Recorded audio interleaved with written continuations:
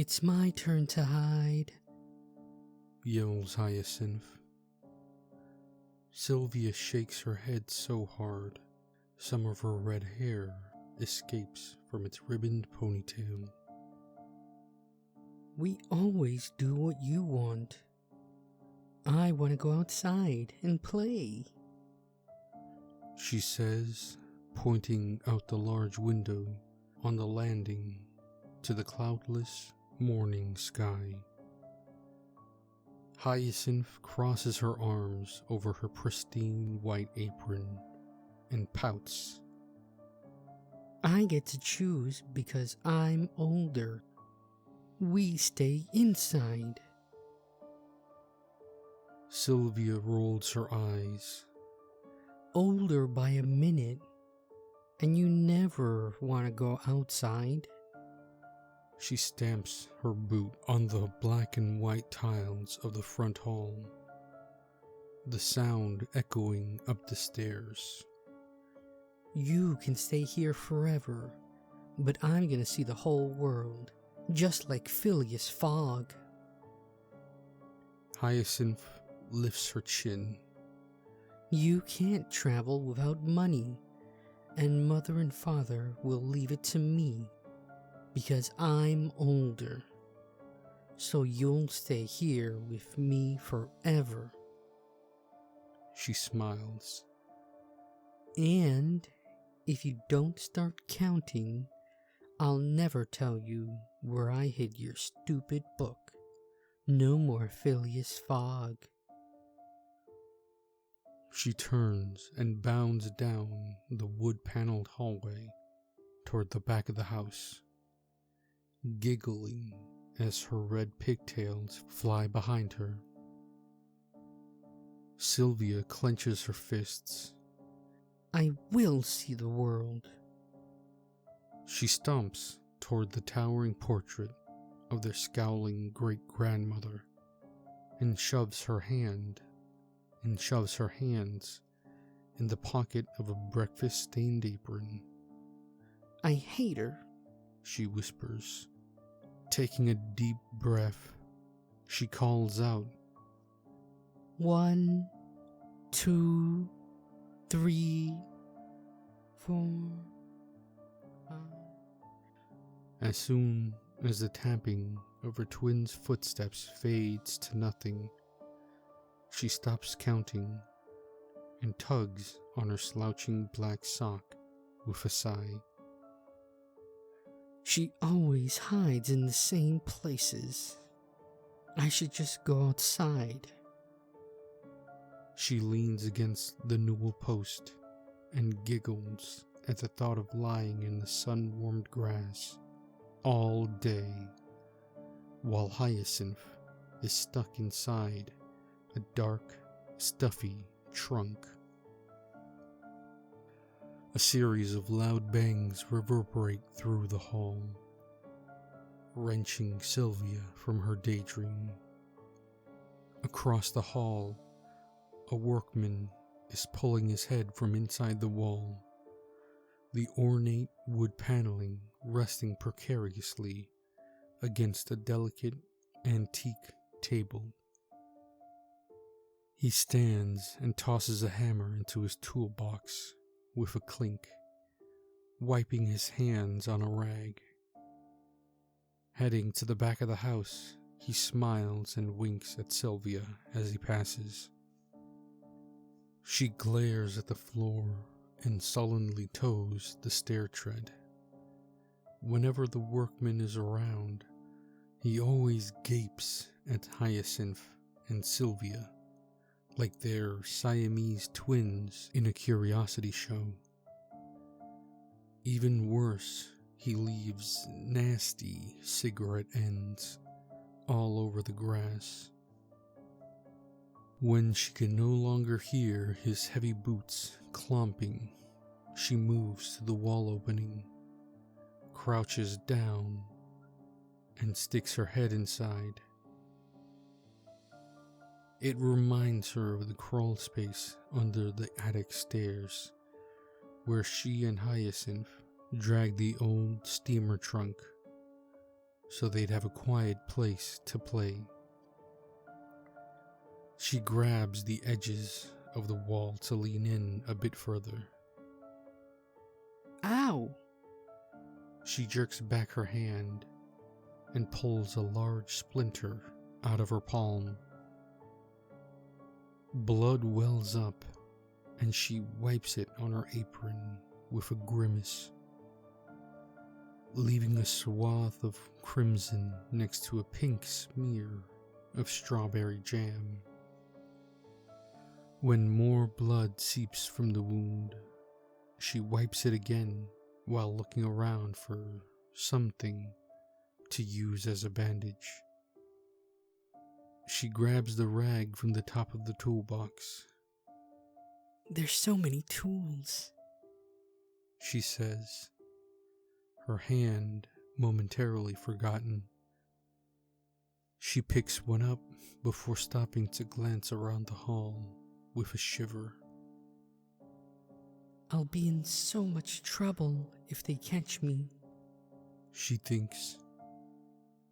With no one in sight, she quickly stuffs it into her pocket with a smile. It clinks against a large brass key and several colorful marbles. She walks to the center of the hall and calls out, Ready or not, Hyacinth, here I come. The early afternoon sun is shining in through the landing window by the time Sylvia comes back to the front hall. The wood panel is still leaning against the table, with no sign of the workman. Leaving more cigarette ends on the nice grass, She thinks. She yells as loud as she can. Okay, Hyacinth, you win. Her voice echoing through the house. A maid passing by frowns and shushes her. Sylvia waits until she's out of sight before yelling, Come out, I'm done with this dumb game. She stands with her hands on her hips for several minutes, but Hyacinth doesn't appear. Throwing up her hands, she yells, Fine, stay there. Before stomping upstairs.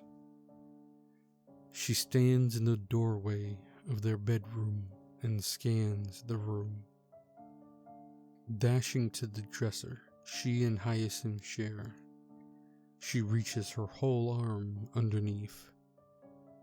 She finds a dusty sock and a frayed green hair ribbon before pulling out a book with a triumphant grin. She always hides my stuff here.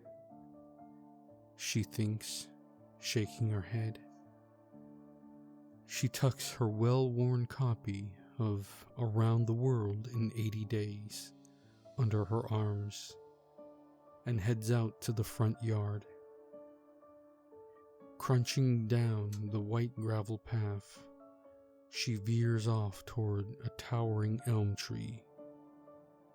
She frowns at the cigarette ends littered around the roots, one of which is still smoldering, before climbing up to her favorite branch near a hollow. As the shadows lengthen and the cicadas fall quiet, a maid stands under the tree and calls up, Dinner time, Miss Sylvia. Where's Miss Hyacinth? Sylvia shrugs her shoulders and climbs down. The maid looks her up and down with a frown and says, A young lady shouldn't be climbing trees. And what happened to your apron?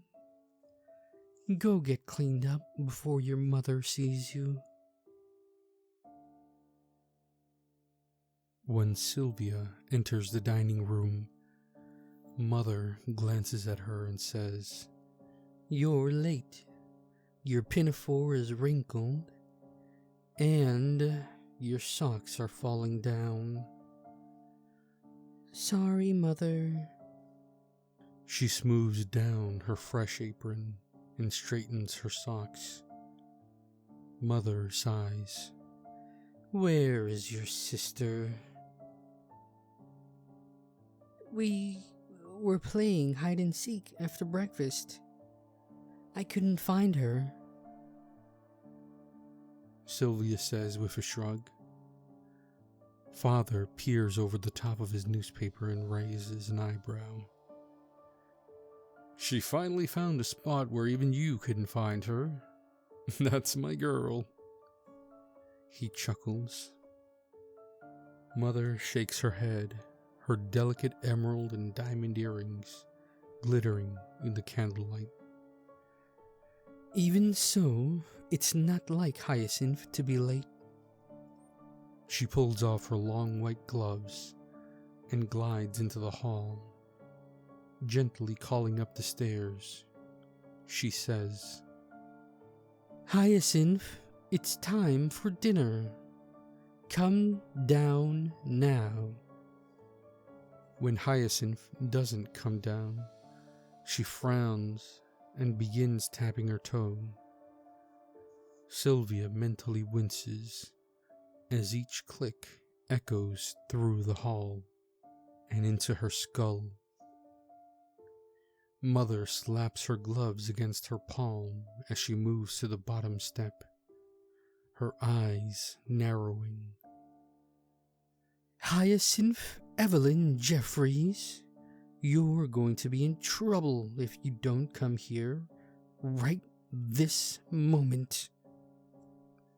When Hyacinth still doesn't appear, Father steps into the hall and says, "Calm yourself, my dear." Turning to Sylvia, he asks, "You haven't seen her since this morning?" She shakes her head. "Let's gather the servants and have them search the house and grounds for her. I'm sure she's just off playing a game and didn't notice the time," he says, patting Mother's hand. Mother nods and says, "Sylvia, eat quickly and then get ready for bed. No arguments." She slaps her gloves against her palm, and Sylvia dashes into the dining room. Sylvia paces around the bedroom in her nightgown, her bare feet silently padding across the red wool carpet. She can't sleep with everyone yelling for Hyacinth inside and out. When the house finally grows quiet, she sneaks out of her room and tiptoes to the landing. Mother and Father are in the hall below. Crouching in the shadows, she watches them from behind the thick wooden spindles of the banister, each word echoing up to her. "Where could she have gone?" says Mother as she wrings her handkerchief, her knuckles white. "I don't know."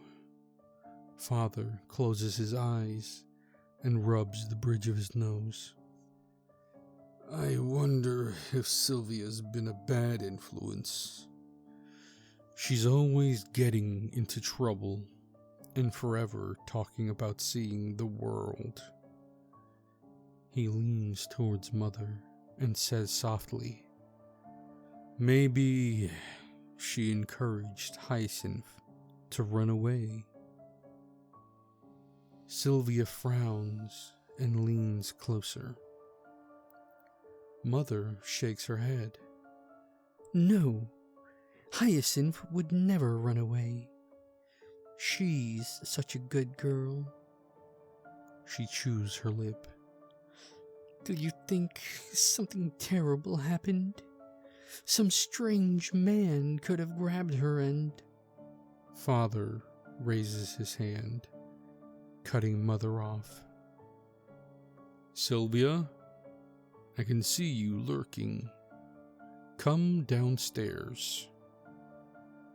Sylvia slowly walks down and stands in front of them. Eavesdropping is very rude, says Father. Staring at the ground, Sylvia mumbles. Sorry. Where are your robe and slippers? And what did you do to your hand? Mother says, pointing to the large scab on her palm. I cut it playing. Mother sighs. It's so disappointing. I thought twins would act the same, but you're really nothing alike. Sylvia flinches. Mother wrings her handkerchief so hard it creaks. What could have happened to our beautiful girl? Sylvia tugs at Mother's sleeve, but she frowns and brushes her off. Go back upstairs. It's past your bedtime, says Mother. But Father pushes Sylvia toward the stairs, shushing her. He rings a small silver bell and asks the maid that appears to take Sylvia upstairs and put her to bed. maybe it was the workman. Sylvia says quickly. Mother and Father both turn to look at her. Father sighs and tilts his head toward the stairs. No more fantastic stories. Go to bed. The maid takes Sylvia by the hand and starts pulling her up the stairs.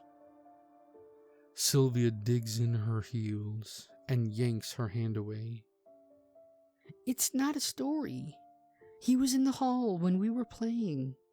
He followed Hyacinth to the back of the house, and I didn't see either of them after that, says Sylvia. Mother and Father look at each other. If it wasn't him, why couldn't I find her? I always find her. Mother's eyes open wide as she grabs at Father's arm. He nods and says, I think we should speak with the police.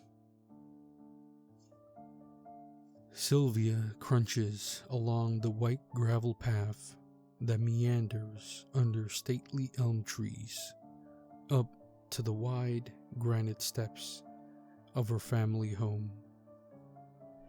Tilting her head back, she squints in the bright sunlight. The shape and feel of the house hasn't changed, though the once crimson shutters are faded, the paint peeling in a few places. Unlocking the doors, she steps inside the cavernous front hall. She takes a deep breath. The long-forgotten smells of wood polish and old wool carpeting give rise to a dizzying array of memories that tingle in the back of her head. Ducking between the moving crates and the sheet-covered furniture, she steps into Father's study. On the old mahogany desk, there are two small wooden boxes. Opening one, Sylvia finds the legal papers regarding the house and finances. Nodding, she sets it aside. Frowning at the other, she lifts the lid and finds a pile of yellowing newspaper clippings. She picks one off the top and holds it up to the waning afternoon light. Local man sentenced to death for heinous murder. Joseph Stanley Allen, a local carpenter, has been found guilty in the kidnapping and murder of a 10-year-old girl. On April 18th, the child disappeared from her home, where Mr. Allen was working. Neither he nor the child were seen between the hours of 9 and 11 o'clock in the morning. The murder weapon, a small ball-peen hammer, was found in a nearby tree, along with a blood-covered apron belonging to the child. The child's body has not been recovered. The judge has sentenced Mr. Allen to death by hanging. Sylvia crumbles the clipping and drops it on the floor. Since Hyacinth's body was never found, their parents never gave up hope that she could still come bounding up the front steps into their waiting arms. Although Sylvia was still very much alive, they took great pains to remind her daily that she was a poor imitation of her twin. She bided her time making meticulous plans and scouring geography, history, and language books. On October 2nd of her 16th year, she took all of her mother's jewelry and booked a ticket on the first steamer to Liverpool. From there, she headed off to Egypt and many other places around the world.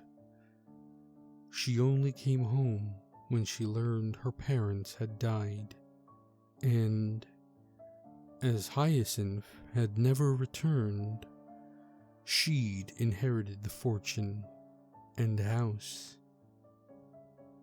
There's just one more thing she needs to do before selling the house and severing her last connection to those people. She picks up a candle and climbs the back stairs to the servants' quarters at the top floor. With all the doors closed, the clicking of her heeled boots on the wood reverberates down the silent hallway like rifle shots. Sylvia smirks. In the week following Hyacinth's disappearance, several servants quit, complaining of strange noises at all hours of the day and night. They whispered behind their hands that it was Hyacinth's ghost wandering the house, and slept with their doors locked tight. Good thing they were always such a superstitious lot, Sylvia says with a laugh. Near the door to the attic stairs, she kneels down in front of the wall, putting her fingertips into the corners of a wood panel.